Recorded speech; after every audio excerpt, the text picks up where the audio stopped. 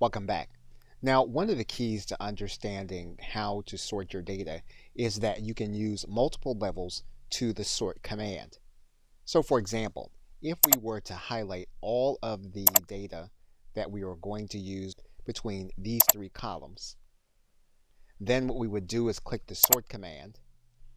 You'll notice then that we can sort by one particular column, and we can sort from smallest to largest. Now, one of the other things we can do is, now what we can do beyond that is we can add another level. We can sort then by another column. Perhaps in this case, we're going to sort by column D. In this case, we're going to sort by largest to smallest. And then we can sort a third time, again, at another level. In this case, we can then sort by column L. And we can sort again by smallest to largest. And so basically, you can sort your data in a more complex way by using levels to the sort.